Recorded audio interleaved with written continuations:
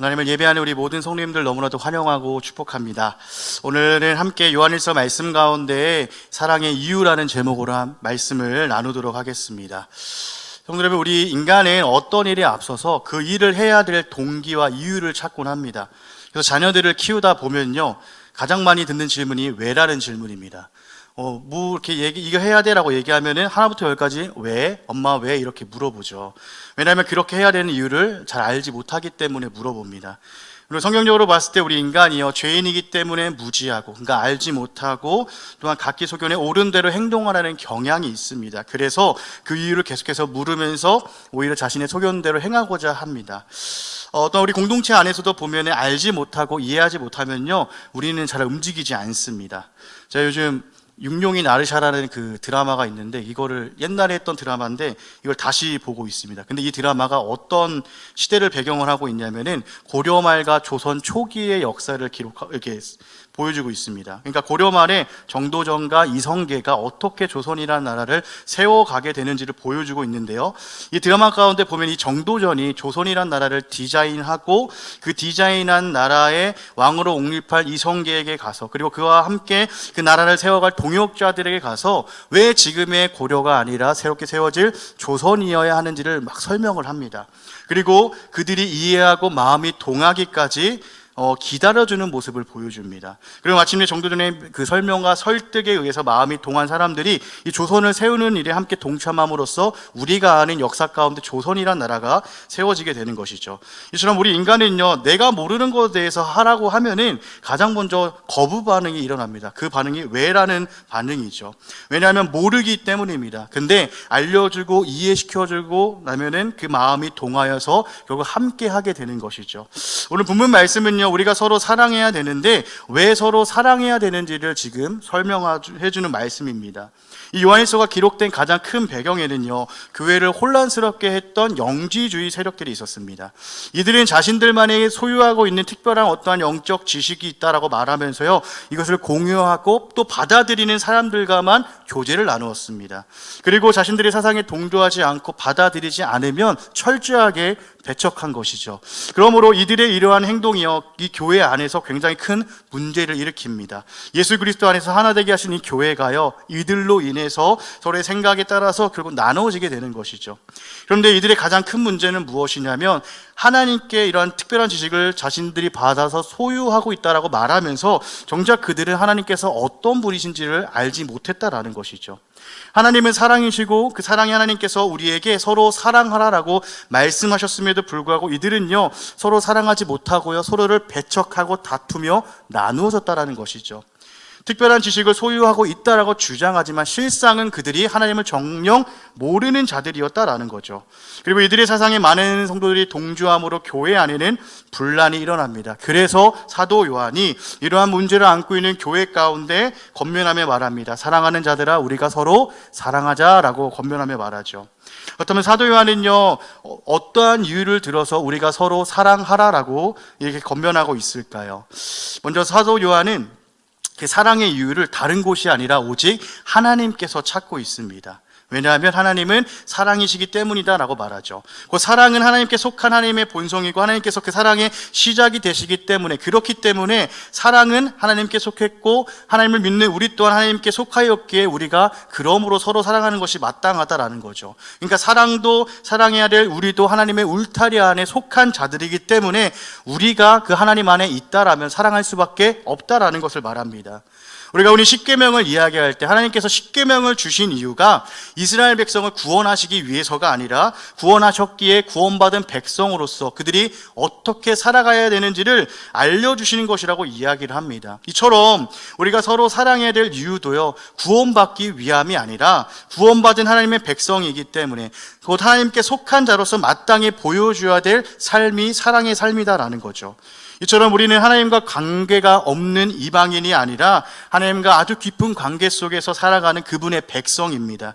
그러므로 우리는 하나님의 백성이라는 우리의 정체성을요, 마땅히 사랑을 통해서 서로 사랑하는 그 모습을 통해서 보여주어야 한다라는 것이죠. 또한 사도 바울은 이 사랑과 하나님을 알에 대해서 같은 선상에서 설명합니다. 그러니까 사랑하는 자는 하나님을 아는 자고 사랑하지 않는 자는 하나님을 모르는 자다라는 거죠. 성경에서 하나님을 안다는 것이 어떤 의미일까요? 우리가 너무나 잘 알고 있듯이 하나님을 안다고 얘기할 때 그냥 겉핥기식으로 아는 그런 알미 아니라 우리의 삶 가운데 정말로 진하게 경험하여 아는 그러한 알을 얘기합니다. 그렇다면 우리는 어떻게 하나님을 경험하여 알고 있습니까? 이 땅에 오신 하나님의 독생자 예수 그리스도를 통해서 우리는 하나님과 그분의 사랑을 경험하였고 알고 있습니다. 함께 9절 말씀 읽겠습니다. 시작. 자기 독생자를 세상에 보내심은 그로 말미암아 우리를 살리려 하심이라. 아멘. 하나님께서는 그분의 크고 놀라운 사랑을 우리에게 보여주셨습니다. 그냥 기록된 말씀으로만 보여주신 것이 아니라 실제로 우리의 삶 가운데, 역사 가운데 하나밖에 없는 아들을, 예수님을 보내주심으로써 그분의 사랑이 허상이 아니라 실제하다라는 것을 보여주셨다라는 거죠. 이처럼 우리 하나님은요, 말로만 사랑하는 분이 아니라 실제로 행동하고 보여주시는 분입니다. 또 우리 예수님께서는 어떻게 그 사랑을 보여줍니까? 제자들의 발을 씻겨주심으로써 우리가 어떻게 사랑해야 되는지를 보여주시고, 십자가에 죽으심으로써 우리가 언제까지 그렇게 사랑해야 되는지를 보여주죠. 곧 끝까지 사랑하는 사랑을 우리에게 보여줍니다. 성도여러분, 이처럼 사도 요한은 우리가 서로 사랑해야 될 이유가 우리 가운데 있는 것이 아니라 하나님께 있음을 계속해서 얘기해 줍니다. 만약에 우리가 우리 안에서 우리가 서로 사랑해야 되는 이유를 찾는다면은 우리는 평생 서로를 사랑하지 못할 것입니다. 왜냐하면 우리는 죄인으로서 우리 안에 결코 선한 것이 하나도 없기 때문이죠. 그러므로 사랑의 이유를 우리는 우리 안에서가 아니라 하나님에게서 찾아야 됩니다. 성도여러분, 사랑이 하나님께 속하였고 우리도 하나님께 속하였기에 우리가 서로 사랑하라고 말하는 것이죠. 하나님을 모르는 이방인이 아니라 하나님을 알고 그분의 사랑을 너무나도 잘 알기 때문에 우리가 서로 사랑할 수밖에 없다라는 것입니다. 또한 우리가 서로 사랑해야 될 우리 형제들이 누구입니까? 함께 15절 말씀 읽겠습니다. 15절 시작. 누구든지 예수를 하나님의 아들이라 시인하면 하나님이 그의 안에 거하시고 그도 하나님 안에 거하느니라. 아멘. 예수 안에서 한 몸 된 우리는 동일하게 예수를 하나님의 아들이라고 시인하고 영접하여 구주로 받아들인 성도입니다. 이 성도 한 사람 한 사람이 다 예수 그리스도와의 연합을 이룬 교회라는 사실이죠. 그렇기 때문에 결국 우리가 서로 사랑해야 될 이유가요, 우리에게 있는 것이 아니라 하나님께 있다라는 거죠. 물론 우리 한 사람 한 사람을 두고 본다면 서로의 흠이 보이고 약함이 보이기 마련입니다. 그래서 그것을 볼 때 우리가 서로 사랑하는 것이 힘들기도 합니다. 물론 이것은 우리가 분명 인정해야 될 우리 현실의 모습이겠죠. 그러나 그럴지라도 우리 주님께서 그 한 사람을 너무나도 사랑하시고 그와 하나가 되셨고 우리와 하나가 되게 하심을 우리가 기억을 해야 됩니다. 왜냐하면 우리가 이곳에 모인 우리 모두가 우리 주님을 하나님의 아들이라고 시인하였고 우리의 구주로 모시고 살아가고 있기 때문이죠.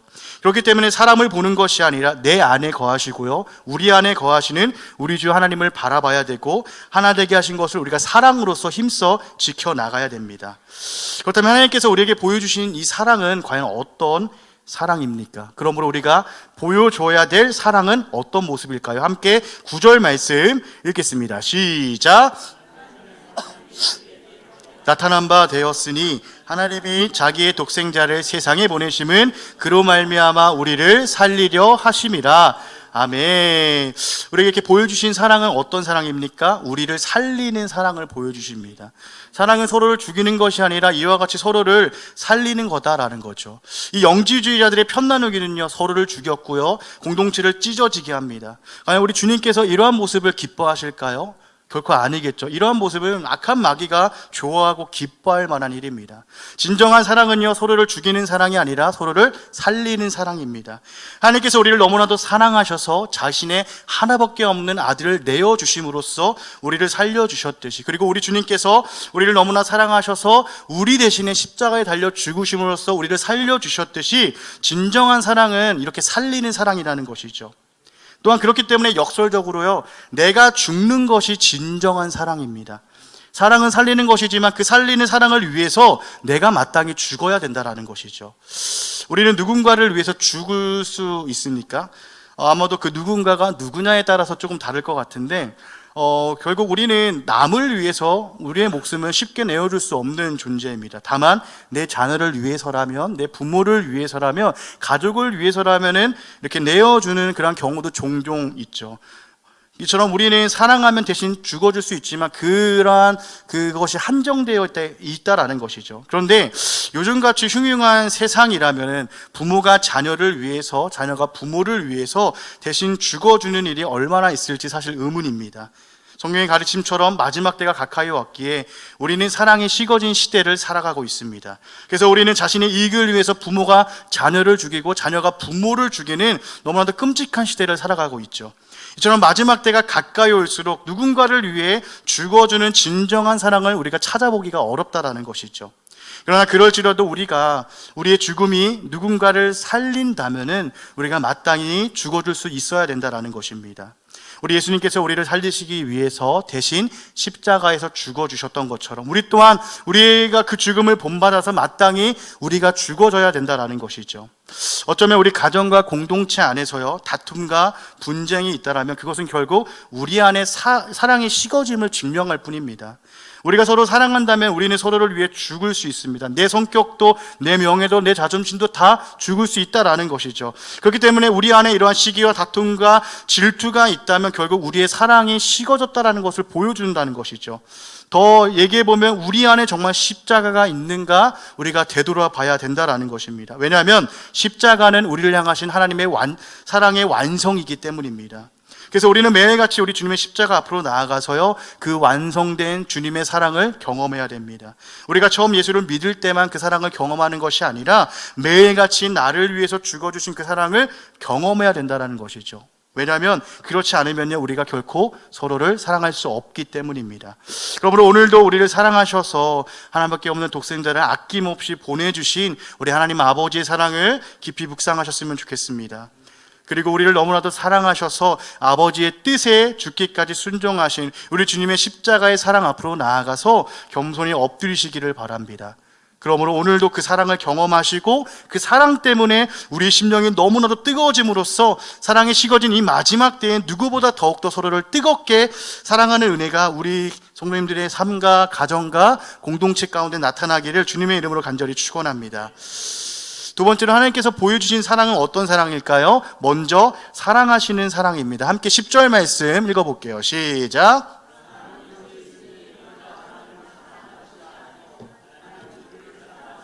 우리를 속하기 위하여 보내셨음이라. 아멘. 우리가 누군가를 서로 사랑하게 된다면 누가 먼저를 할 거 없이 서로에게 먼저 다가가서 사랑을 베풀게 될 것입니다. 이번 신년 특별 새벽기도의 주제가 무엇입니까? 죄와 은혜의 역사입니다. 아담과 하와가 하나님의 말씀이 아니라 뱀의 유혹의 말을 듣고 선악을 알게 하는 나무의 열매를 따먹음으로 말미암아 죄의 역사가 시작된 것이죠. 그러므로 하나님께서는 그들 가운데 심판의 말씀을 선포하시는데, 하지만 그 가운데 우리는 무엇을 발견하게 된다라고 하였죠? 구원의 약속을 발견하게 된다라고 했습니다. 하나님의 은혜와 그 사랑을 발견하게 되는 것이죠. 아담과 하와가 죄 가운데 있을 때 이들이 먼저 하나님을 찾아간 것이 아니죠. 하나님께서 먼저 이들에게 찾아오셨습니다. 그러나 아담과 하와는 자신들이 만든 무화과 나뭇잎 옷으로 자신들의 수치를 가리고 동산 나무 사이에 숨을 뿐이었죠. 그러나 하나님께서는요 그들에게 찾아오셔서 여자의 후손을 약속하셨고 가죽옷을 지어 입히셨습니다. 왜 그럴까요? 이들을 너무나도 사랑하시기 때문이죠. 그래서 하나님께서 먼저 찾아와 말씀하셨고 그 은혜로 덧입혀 주신 것입니다. 이처럼 하나님께서 보여주신 사랑은요 먼저 사랑하심입니다. 우리가 하나님을 사랑하였기 때문에 하나님께서 우리를 사랑하여 주신 것이 결코 아니라는 사실이죠. 그래서 하나님의 사랑을 은혜라고 얘기합니다. 우리의 어떠한 공로 때문도 아니고 사랑받을 자격이 없음에도 우리를 먼저 사랑해 주셨기 때문에 하나님의 사랑을 은혜라고 말하는 것이죠. 이처럼 우리도 서로 사랑하되 먼저 사랑할 줄 알아야 됩니다. 그러나 우리는 어떻죠? 언제나 기브 앤 테이크를 하려고 합니다. 세상은 가는 것이 있으면은 오는 것이 있는 것이 마땅하다라고 생각을 합니다. 그러나 우리는 세상의 방식이 아니라 하나님의 뜻을 따라 말씀대로 살아가는 하나님의 백성입니다. 그렇다면 우리는 하나님께서 보여주신 그 사랑을 닮아야 됩니다. 먼저 사랑하는 자들이 되어야 된다라는 것이죠. 내게 주어지는 것이 없다 할지라도, 내게 돌아오는 것이 없다 할지라도 우리가 먼저 사랑하는 것이 마땅합니다. 우리 부모님들이요, 왜 자녀들이 부모님의 집에 오고 갈 때 말하지 않아도 막 바리바리 싸주실까요? 이유는 단 하나입니다. 사랑하기 때문에 그렇게 싸주시는 거죠. 하나라도 더 챙겨주고 싶은 하는 그 사랑의 마음이 있기 때문에 그렇게 싸줍니다. 그래서 말하지 않아도요, 먼저 몸이 반응하여 움직이십니다. 이처럼 우리가 보여줘야 될 사랑이 바로 이런 사랑이라는 거죠. 말하지 않아도 먼저 몸으로 반응하여 움직이는 사랑을 우리가 마땅히 보여줘야 됩니다. 때론 인간으로서 우리 서로의 연약함과 부족함 때문에 실망할 때도 있을 것입니다. 그러나 그때마다 우리 서로의 연약함이 아니라 우리를 먼저 사랑해 주신 하나님의 사랑을 깊이 묵상하셨으면 좋겠습니다. 그러므로 사랑하는 성도 여러분, 하나님의 먼저 사랑하심을 경험한 자로서 먼저 사랑하기 위해 다가가시기를 바랍니다.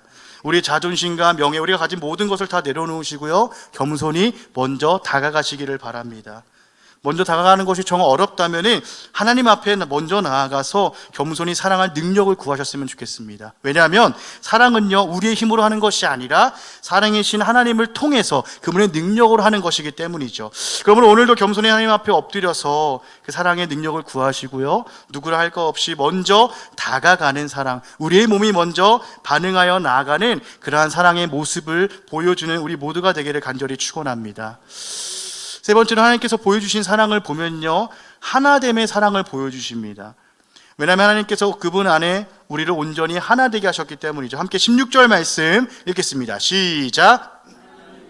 사랑하시는 사랑을 우리가 알고 믿었노니 하나님은 사랑이시라. 사랑 안에 거하는 자는 하나님 안에 거하고 하나님도 그의 안에 거하시느니라. 아멘. 이처럼 분명 하나님의 사랑은요, 우리 하나됨으로써 나타났습니다. 앞에서 하나님께서 그 사랑을 독생자 예수 그리스도를 통해 보여주셨다고 하였습니다. 우리가 우리 주 예수 그리스도를 구주로 영접하여 받아들일 때 우리는 우리 주님과 온전히 하나가 됩니다. 이를 신학적인 용어로 그리스도의 연합이라고 얘기를 하는데요, 그 사랑 안에 거하는 자는요, 사랑이신 예수 그리스도를 통해서 하나님 안에 거하고 하나님께서 우리 안에 거하심으로 우리가 예수 안에서 온전히 하나님과 연합된다라는 것이죠. 근데 중요한 것은요, 우리 주님과 하나됨은요, 더 나아가서 반드시 주님과 하나된 다른 성도들과의 하나됨으로 나타나게 된다는 사실입니다. 영지주의자들은요, 모든 성도들과 하나 되려고 하지 않았습니다. 자신의 말을 들어주는 사람, 자신의 말에 귀를 기울여주고 자신들의 의견을 따르는 소수의 사람들과만 하나 되려고 하였습니다. 그러므로 이들은 어떤 자들입니까? 주님과 하나 되지 못한 자들인 것이죠. 예수가 하나님의 아들이심을 시인하는 자들이 아니라 결국 그들의 삶을 통해서 부인하는 자들이죠. 예수를 구주로 모시고 살아가는 자들이 아니라 자기 자신이 자신의 삶의 주인이 된 자들인 것이죠. 어떻게 보면 하나님과 전혀 관계가 없고요, 하나님을 모르는 이방인들과 마찬가지라는 것이죠. 사랑하는 성도 여러분, 반드시 기억하시기를 바랍니다. 우리가 서로 사랑한다는 것을 알 수 있는 하나의 증거는요, 우리의 하나됨, 그 연합에 있습니다. 우리 연합이 깨지고 우리 안에 시기와 질투와 분쟁과 다툼이 일어나고 있다면 우리는 지금 서로 사랑하지 않고 있다라는 사실을 우리가 깨달아 알아야 됩니다. 그리고 우리가 우리의 신앙과 삶을 점검해 봐야 됩니다. 어떻게요? 가장 중요한 질문을 우리 각자에게 던지는 것이죠. 나는 지금도 예수님을 하나님의 아들로 시인하고 나의 구주로 모시고 살아가고 있는가? 이 중요한 질문을 우리 각자에게 한번 던져봐야 됩니다. 왜냐하면 하나님의 사랑이신 예수 그리스도와 온전히 연합하여 살아갈 때 우리가 비로소 그때 서로를 사랑할 수 있기 때문이죠. 내가 내 삶의 주인이 되어버린다면요, 우리는 결코 그 누구도 사랑할 수 없습니다. 왜냐하면 내가 내 삶의 주인이기 때문에 나만을 사랑하는 삶을 살아갈 것이기 때문이죠. 그러므로 사랑하는 성도 여러분, 우리는 지금 누구를 주님으로 모시고 살아가고 있는지 한번 돌아보셨으면 좋겠습니다. 그리고 여전히 예수님 한 분만을 나의 주님으로 모시고 그분 안에 온전히 거하여 살아가실 때 주님의 사랑이 우리의 삶을 통해서 나타나되 우리의 하나됨을 통해서 우리의 연합함을 통해서 나타나기를 주님의 이름으로 간절히 축원합니다. 마지막 네 번째로 우리 하나님께서 보여주신 사랑은요, 담대함입니다. 함께 17절 말씀 읽겠습니다. 시작.